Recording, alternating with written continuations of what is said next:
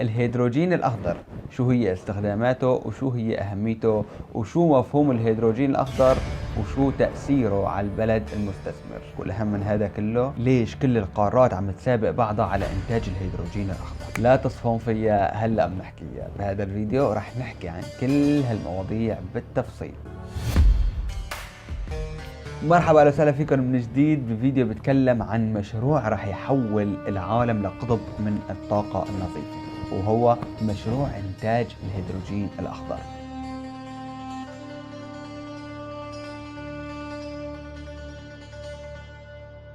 رح نعرف مع بعضنا كيف يتم إنتاجه ونتعرف على تأثيره على الفوائد البيئية والاقتصادية يلي بتعود للبلد المنتج من خلاله. فإذا كنت مهتم بالتوعية والثقافة العامة ما عليه غير إنك تشترك بهالقناة، وأنا كفيل إني أقدم لك المعلومة اللي أنت عم تدور عليها. وإذا هذا الفيديو قدم لك المعلومة اللي أنت كنت عم تدور عليها، بتمنى إنك تقدر الجهد المبذول على المعلومة اللي عم توصل لحضرتك وتحط لايك. بداية، مصر صرحت بأنها مستعدة وبقوة إنها تنتج الهيدروجين الأخضر.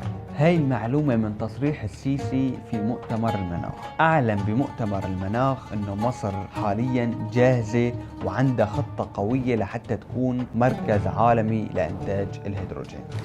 بداية يسعدني ويشرفني مشاركة سيادتكم تدشين المرحلة الأولى من المشروع الأول لإنتاج الهيدروجين الأخضر بالمنطقة الاقتصادية لقناة السويس. طيب شو هو الهيدروجين الأخضر؟ لا ندري. وليش العالم كله عم تتسابق على إنتاج الهيدروجين الأخضر؟ كمان لا ندري. لا تاكل. بهذا الفيديو راح نصير نعرف كل شيء أنا وأنت بإذن الله. الهيدروجين الأخضر هو نوع من أنواع الطاقة النظيفة.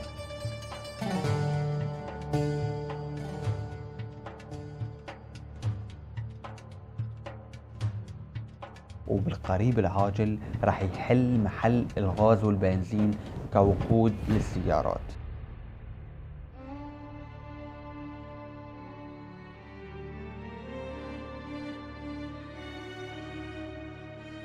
طيب ليش اسمه هيدروجين أخضر؟ معقول في منه ألوان يعني؟ كلمة أخضر بتعني إنه هو معتمد على الطاقة النظيفة وخالي من الانبعاثات الكربونية والمواد الملوثة. بالنسبة لهذا السؤال إنه كيف بيتم إنتاج الهيدروجين؟ إنتاج الهيدروجين الأخضر بيتم عن طريق سلك كهربائي فيه تيار بيحطوه بقلب المي، وهيك بيكون فصلوا الأكسجين عن الهيدروجين.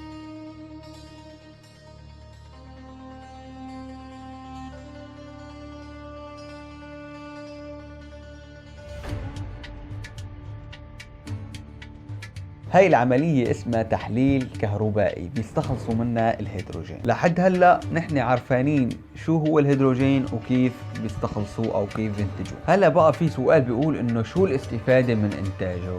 ليش عم ينتجوا الهيدروجين الأخضر؟ في عندك أهداف كثيرة لإنتاج الهيدروجين. أول هدف بيئي، ثاني هدف اقتصادي، والهدف الأهم والأخير كلياتكم بتعرفوا موضوع الاحتباس الحراري اللي عم يشكل خطورة على العالم بسبب ارتفاع معدل الكربونات في الجو.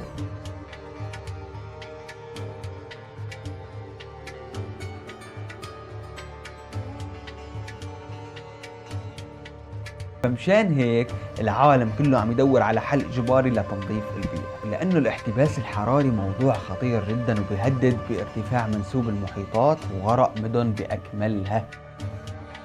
ومن أشهر المدن المهددة في الغرق هي مدينة اسكندرية في مصر. مشان هيك مصر بدأت تفكر بحل بإنها تعتمد على طاقة نظيفة مثل الهيدروجين الأخضر، يلي هو يعتبر من أهم أنواع الطاقة النظيفة اللي راح يكون عليها طلب عالمي جدا. ومصر عندها فرصة عظيمة لإنتاجه وراح تكون مركز إقليمي لتصديره. طيب ليش الفرصة الأكبر لإنتاج الهيدروجين هي بمصر؟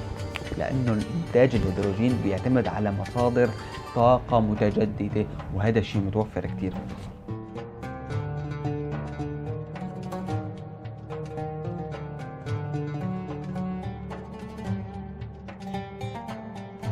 طيب هلا عرفنا شو هو الهدف البيئي لإنتاج الهيدروجين. طب شو هو الهدف الاقتصادي؟ حسب تصريح من رئاسة مجلس الوزراء في مصر إنه الهيدروجين الأخضر مشروع راح يزيد الناتج المحلي سنويا من ما بين 10 ل 18 مليار دولار سنويا.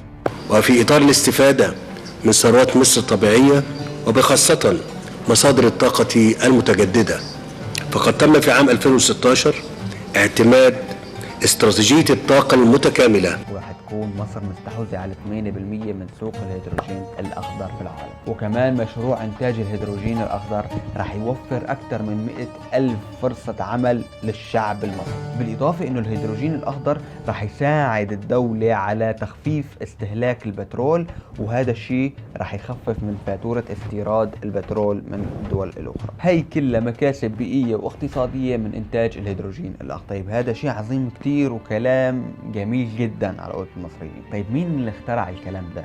مين اللي اكتشف الهيدروجين الأخضر؟ بيعود الفضل في اكتشاف الهيدروجين الأخضر إلى العالم هنري كيفنداش في عام 1766، حيث عرف الهيدروجين كمادة تتميز عن غيرها بوجود الغازات القابلة للاشتعال. يا سلام. طيب قديش ممكن يكون سعر الهيدروجين؟ كيف راح ينباع؟ بالكيلو، باللتر، قديش سعر الهيدروجين؟ كشفت دراسات جديدة بتقول انه الهيدروجين الاخضر راح توصل تكلفته ل $1.50 لكل كيلو جرام في عام 2030.